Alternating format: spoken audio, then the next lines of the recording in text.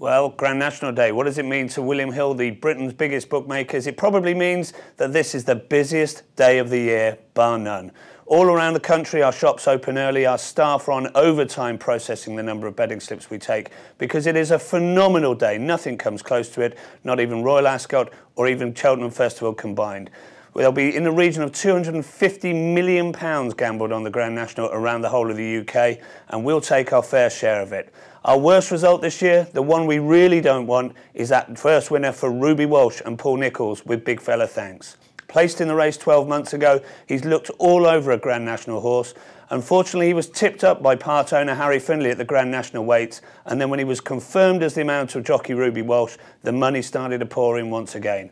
He's as short as 7-1 at the moment. I think he could even go off shorter on Grand National Day, and he will be a nightmare. It won't be thanks, it'll be no thanks for Big Fella on Grand National Day.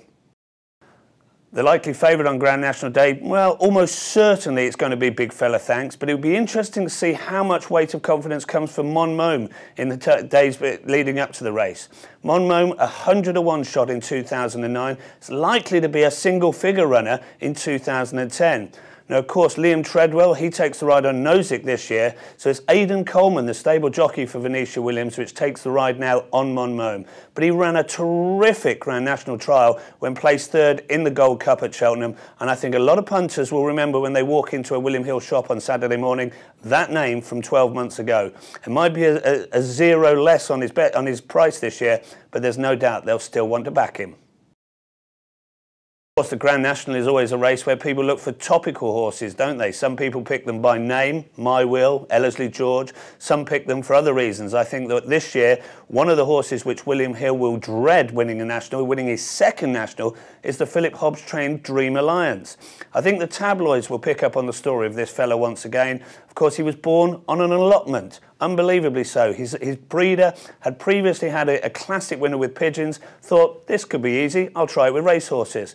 Dream Alliance won the Welsh National. I think in a political year as well, with the announcement of the general election, people will look at Dream Alliance, he'll tick the boxes, and he'll be one that they'll go for. Well, a lot of talk on Grand National Day will be about the ground, won't it? At the moment, it looks like it's going to be on the soft side, and inevitably, soft ground normally means a few finishers. Now, I don't think it'll be anything as radical as 2001, when Red Marauder led home just 4 finishes in the Grand National, but I do think it'll be a low number, and soft ground means we'll probably make somewhere between 10 and 13 finishers the favourite at William Hill.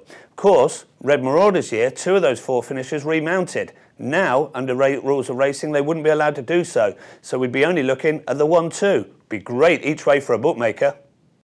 Well, as we all know, the scourge of bookmakers is both Tony McCoy and at the big meetings, Ruby Walsh. And there's no doubt that come Grand National Day, people that even are just occasional punters that don't normally bet on either Cheltenham, Royal Ascot or every day of the week, they'll know about those 2 jockeys. They'll be at the headlines of all the papers, they'll be on the tip of the tongue of the presenters, and McCoy and Ruby will be the scourge of bookmakers. If either of these win, either Ruby on Big Fella Thanks or McCoy, should he choose Can't Buy Time or Don't Push It, would cost fortunes.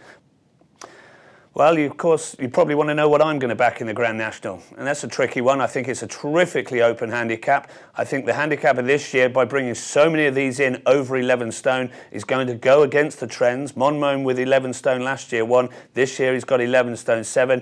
History says that you want a horse that is below 11 stone. But I think the weights are going to be, well, probably half the field carrying that or more. And I'm going to go for an Irish winner this year. Cost us a few quid over there, there's no doubt about it. But Desi Hughes looks like he's got one in his stable with Black Appalachie. Travelled terrifically well in the race 12 months ago, has form around the course, ticks all the boxes for me, and I still think he's a bit of each way value.